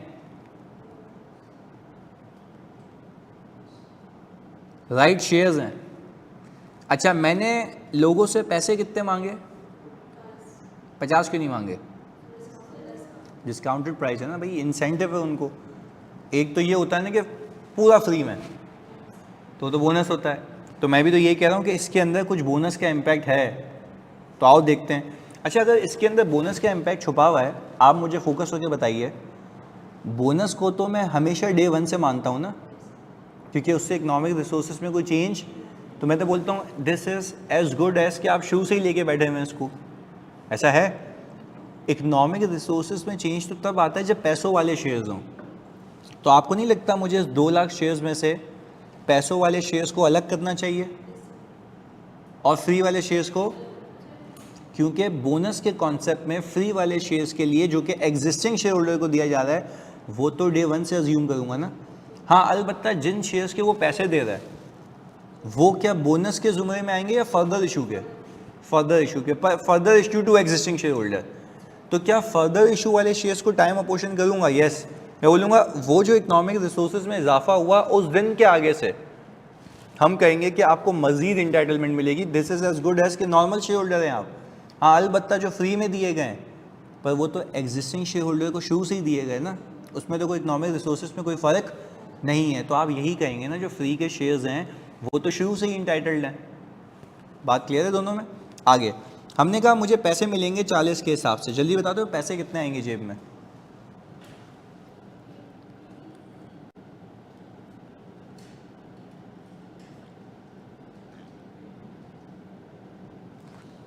हाँ जी, amount to be received 8 million. अच्छा, पर मुझे आप एक बात बताते हैं, अगर यही 8 मिलियन मार्केट से रेस करता, मैं अपने एग्जिस्टिंग शेयर होल्डर के पास नहीं जाता मुंह उठा के, मार्केट को बोलता है कि मुझे दो, तो वो 50 के हिसाब से देते, तो मुझे कितने शेयर इशू करने चाहिए थे? 160। ये हम कह रहे हैं, ये आंसर निकाला हम लोगों ने, सही है। अच्छा, तो आपको क्या लगता है फ्री में कितने दिए? तो हम कह रहे हैं सर, ये जो 40,000 शेयर्स है ना, ये फ्री शेयर्स हैं। किन को? To existing share holders. अच्छा, जब ये फ्री शेयर्स हैं टू एग्जिस्टिंग शेयर होल्डर्स, इसका मतलब है this is as good as bonus. भाई बोनस में क्या कुछ फ्री होता है या सब फ्री होता है? सब फ्री होता है। जब when you are yourself saying कि सब फ्री होता है, तो आप क्या कह रहे थे कि मैं तो टाइम अपोर्शन कर ही नहीं रहा था क्योंकि उससे इकोनॉमिक रिसोर्सेज में कोई इजाफा नहीं था। हाँ, पर अलबत्ता अगर पैसे मुझे मिल रहे हैं तो कितने शेयर्स के मिल रहे हैं? 160 के। यानी आप यूं बोले ना कि 1,60,000 आपको शेयर इशू करने चाहिए थे, आपने किए कितने? 2 लाख। कितने ज़्यादा किए? तो पैसों वाले कितने हैं? 160। तो मैं कह रहा हूँ, अगर मैं तुमसे कहूँ, सिर्फ हाइपोथेटिकल एग्जांपल बना रहा हूँ, अभी राइट तो हमें शुरू करना है अगली क्लास में, पर यह अच्छा है कि हमने ये एक फिनोमेना डिस्कस कर लिया। अगर मैं आपसे कहूँ कि अप्रैल 1 को राइट इशू किया 2 लाख शेयर्स का, कितने शेयर्स का? 2 लाख शेयर्स का। मुझे बताओ, क्या 2 लाख इंटू 9/12 करूँगा या 160 into 9/12? Very good. Why not 2 lakh? उसमें 40 तो बोनस है ना। बोनस के आप इकोनॉमिक रिसोर्सेज में कोई चेंज नहीं आता, और जब इकोनॉमिक रिसोर्सेज में कोई चेंज नहीं आता तो वो तो आप ये कह रहे हैं कि मैंने एग्जिस्टिंग शेयर होल्डर को बैठे बिठाए ऐसी फ्री में शेयर्स दे दिए। तो मैं ये तो नहीं कह सकता ना मजीद इन शेयर्स की इंटाइटलमेंट्स क्या गया, वो तो शुरू से ही है, क्योंकि वो क्या है? बोनस है। क्लियर है? हाँ, तो आप पैसों वाले शेयर्स को अलग क्यों कर रहे हो? तो भाई ये नहीं हो सकता ना कि आधा तीसरा आधा बढ़िए। आप जब नॉर्मल फर्दर इशू करते हो तो उसको आप उसी से आगे लेके जाते हो ना, तो ये भी वैसे ही करेंगे। तो हमने ये सीखा अभी फ़िलहाल क्लास में कि राइट इशू। अच्छा चलो एक और बात बताओ, राइट इशू पूरे पैसों पे होता तो बोनस होता, या पूरे 2 लाख 9/12 होते? 9/12 होते। पहले बताओ, बात क्लियर है? तो हमने इसमें 2 चीज़ें सीखी कि ये मिलता है आज से पहले तमाम शेयर होल्डर्स को, और अगर इशू किया गया है डिस्काउंटेड प्राइस पे तो राइट इशू के अंदर 2 चीज़ें होंगी, एक बोनस और दूसरा फर्दर इशू। बोनस को अलग करना होगा, फर्दर इशू को अलग करना होगा। बोनस को अलग इसलिए करना होगा क्योंकि वो एग्जिस्टिंग शेयर होल्डर को फ्री ऑफ कॉस्ट मिल रहे हैं, तो this is as good as bonus. और अगर वो बोनस है तो ऐसी बात है उसको मुझे टाइम अपोर्शन नहीं करना, क्योंकि वो तो मैं एग्जिस्टिंग शेयर होल्डर को बैठे बिठाए दे रहा हूँ, उससे इकोनॉमिक रिसोर्सेज में कोई चेंज। मैं ये नहीं कह सकता कि मज़ीद इसके आगे इंटाइटलमेंट है, जिसके मुझे पैसे मिले उसके पैसे मुझे नहीं मिले, तो मैं कहूँगा भाई इसको डे 1 से ही अज्यूम करो आप, क्योंकि ये आपने एग्जिस्टिंग शेयर होल्डर को बेनिफिट दिया है। बात क्लियर है? पक्की बात है? ऑनलाइन में जल्दी बताओ क्लियर है? अब वो अलग कैसे करेंगे, वो मेरा काम है कि मैंने एक आपको हाइपोथेटिकल एग्जांपल सिखाई है, वो आगे सीखेंगे हम। जल्दी बताओ, क्लियर है सारे बच्चों? जल्दी से। Very good. तो इस क्लास को हम यहाँ तक रखते हैं, सही है जी। प्लीज़ ये वाला सवाल करके आना ताकि आपका बोनस वाला एलिमेंट पक्का हो जाए। क्लियर है? चलो जी, ओके जी। भाई मुझे बताओ, देखो कंपनी को नुकसान, हाँ देखो अब मुझे बताओ, बोनस देना तो सबसे बड़ा नुकसान है, सही है ना? फ्री में तो वो तो खैर डिविडेंड देते हो तो आप दे देते हो। राइट इशू के लिए आपका कानून आपको ये कहता है कि सबसे पहले आप अपने एग्जिस्टिंग शेयर होल्डर से पूछो ताकि उसकी ओनरशिप नहीं हिल जाए। तो आप उनके पास जाते हो, वो बोलते हैं मुझे क्या इंसेंटिव मैं खरीदूँ, तो कंपनी बोलती है कि डिस्काउंटेड प्राइस पे। क्लियर है? अच्छा, ये इसलिए भी होता है कि मार्केट में जाके लोगों को घेरना, पैसे पकड़ना मुश्किल होता है, तो एग्जिस्टिंग शेयर होल्डर को घेरना आसान होता है। तो हम उसको बोलते हैं कि भाई यार तुझे डिस्काउंटेड प्राइस पे देने मान जा, तो वो कहता है सही है, मुझे इंसेंटिव दिख रहा है, पर वो इंसेंटिव ही तो बोनस है, वो इंसेंटिव ही तो बोनस है। तो वो इसलिए कहा जा रहा है कि भाई दोनों की अकाउंटिंग को अलग करो।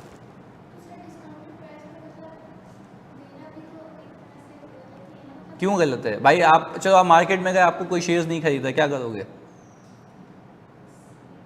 तो बिज़नेस धंधा नहीं करेंगे, बिज़नेस नहीं करेंगे, कंपनी बंद कर देंगे। फिर तो कंपनी चलाने के लिए कुछ ना कुछ तो राय अमल होगा ना। वो राय अमल क्या है? Right issue. कंपनी तो उन्हीं की है ना, शेयर होल्डर्स की, सही है। तो वो और पैसे देने को तैयार हैं। आप मार्केट में जा रहे हो, मार्केट में कोई पैसे नहीं दे रहा, तो आप एग्जिस्टिंग शेयर होल्डर के पास ही आओगे ना, बोलेंगे भाई आप ही कंपनी के मालिक हैं, ये प्रोजेक्ट आया हुआ है, इससे ये फ़ायदे होंगे, फ्यूचर में डिविडेंड मिलेगा, आज आप इन्वेस्ट कर दें। हमने कहा सही है, इन्वेस्ट तो करेंगे पर मार्केट प्राइस पे नहीं करेंगे, मार्केट प्राइस से कम पे करेंगे। तो सही है, इंसेंटिव है। क्लियर है? तो ये होता है। चलें, ओके, थैंक यू।